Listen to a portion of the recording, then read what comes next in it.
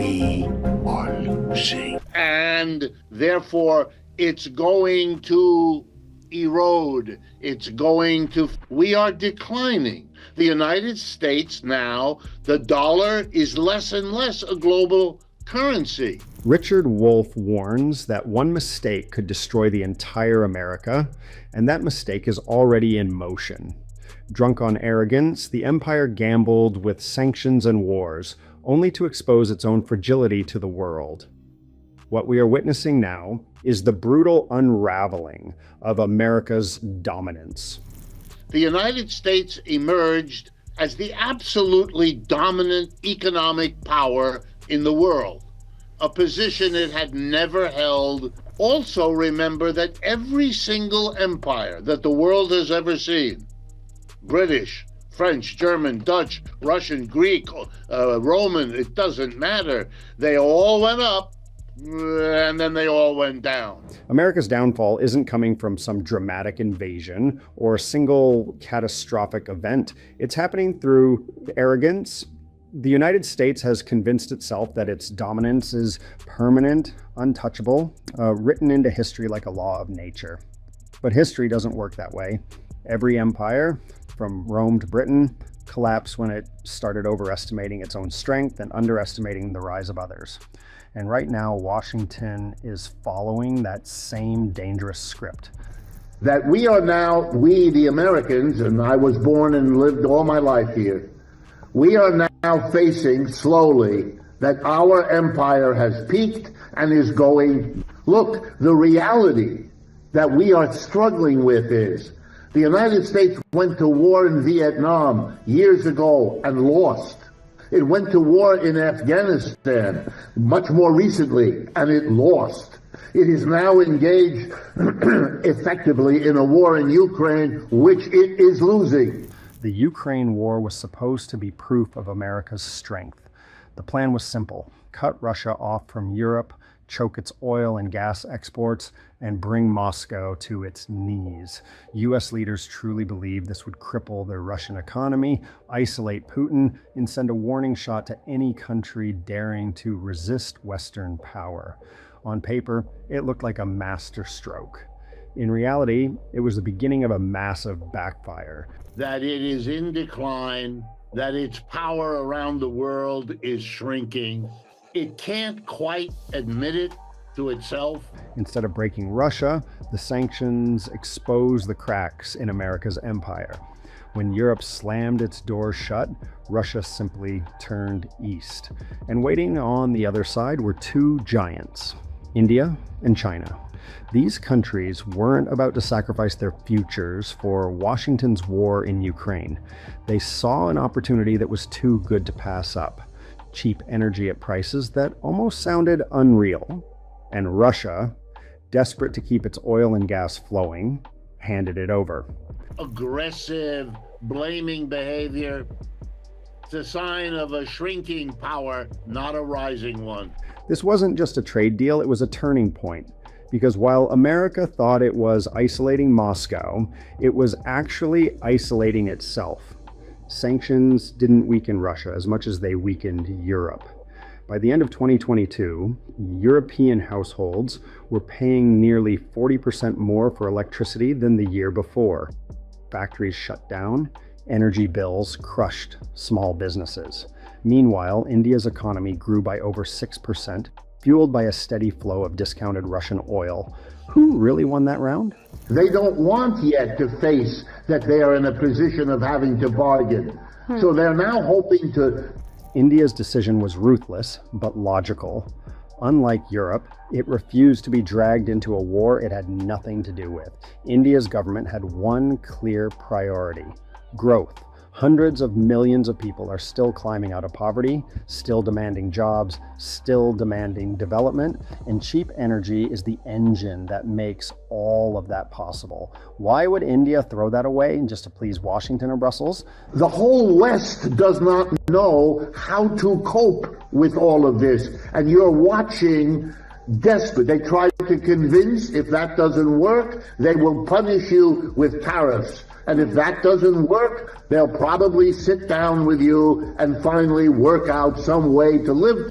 The West still expects countries like India to obey, to follow its rules, to make sacrifices for wars that don't serve their interests. But India isn't playing that game anymore. This is a country of 1.4 billion people with one of the fastest growing economies in the world. It doesn't need permission from Washington to secure energy for its people. And the more the West pushes, the more defiant New Delhi becomes.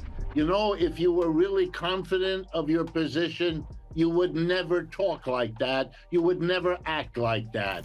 This is where the one mistake of America becomes so clear. Sanctions were supposed to showcase US power, but instead they highlighted weakness. They revealed that the empire no longer has the leverage it once did. Russia didn't collapse. India didn't obey. China didn't retreat. Instead, new trade routes opened, new alliances deepened, and the dollar itself started facing competition in ways Washington never thought possible. And here's the real kicker. The US can't reverse this. Once India tasted the benefits of discounted oil, there was no going back. Why would it return to paying higher prices just to please the West? That would be political suicide at home. And it is very, very difficult for the American people to explain this, to accept it, to face it, and they are angry and bitter, and there's a touch of desperation in trying to hold that process back. That's what makes this moment so historic. The decline of the American empire isn't some distant prophecy. It's already here. It's written in every new oil shipment from Russia to India. It's visible in every factory in Europe that shuts down because of high energy costs.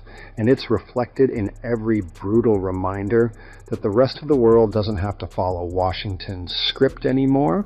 We were dominant. We set up the World Bank. We set up the International Monetary Fund. We literally organized, managed, and ran the world economy. Now let's talk about what happened when Russia was locked out of Europe. Washington thought Moscow would be cornered, desperate, isolated. Instead, Russia found eager partners in the East. India and China, two of the hungriest energy consumers on the planet, stepped right up. Suddenly, what was supposed to be Russia's economic downfall turned into the foundation for a brand new alliance.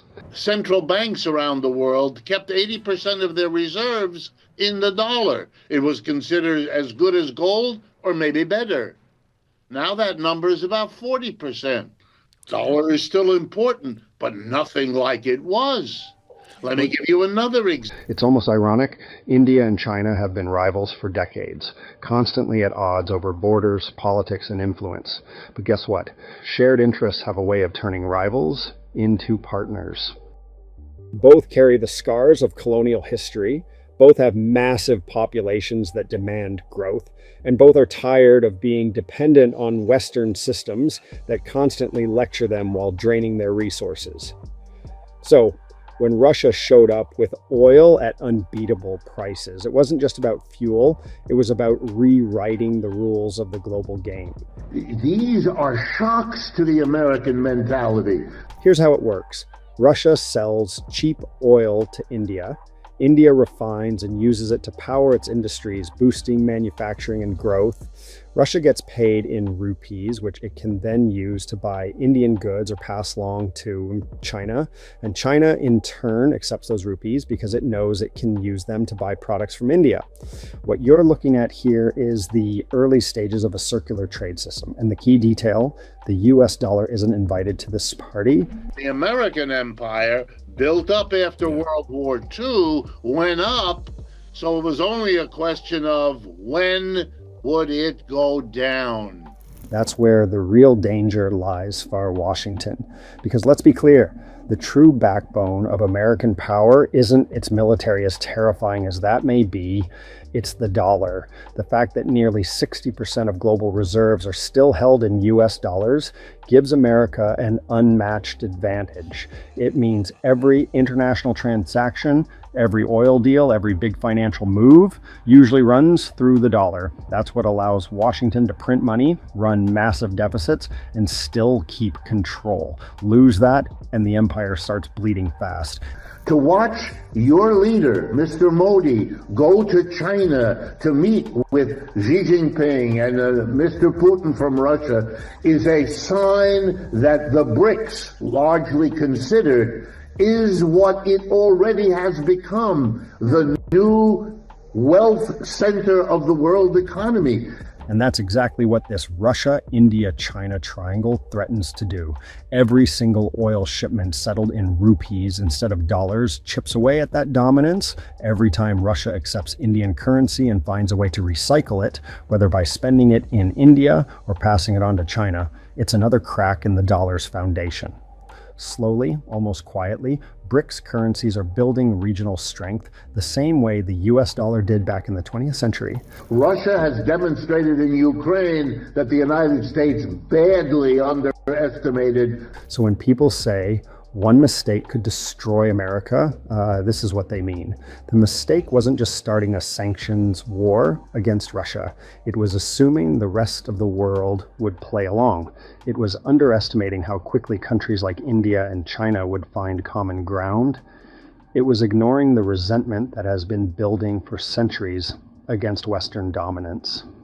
The colonial mindset blinded the empire, and now the empire is paying the price. This is childish. This is gestures of desperation. You know, there's an old scene that comes to my mind to explain this. It's in the cowboy movies we all saw when we were younger. While Washington obsesses over proxy wars in Ukraine, Venezuela, or Syria, the real battle isn't being fought with tanks or missiles. It's being fought with trade deals and currencies. And here's the irony. America is busy flexing its military muscle while the ground beneath its empire quietly crumbles. The decline isn't some Hollywood-style collapse with explosions and surrender flags. No, it's more like a slow bleed. Markets shifting, alliances fading, credibility evaporating drop by drop. Meanwhile, India and China aren't wasting time. They're building alternative systems, new trade routes, new currency agreements, new markets. That cut the dollar right out of the picture. And the US, it's still stuck in wars of pride, burning resources for headlines instead of securing its economic lifeline. That's the real mistake. So what you're seeing is that the inequality in the United States gets worse. History couldn't be clearer. Empires don't collapse because enemies defeat them. They collapse because arrogance blinds them. America thought sanctions proved strength, but instead they exposed fragility. India's refusal to play by Washington's rules is more than defiance. It's a signal that the empire no longer commands obedience. The fall isn't coming someday in the future. It's already here. And the most brutal part? It's relentless. If you've made it this far, be sure to subscribe to the channel for more updates. Or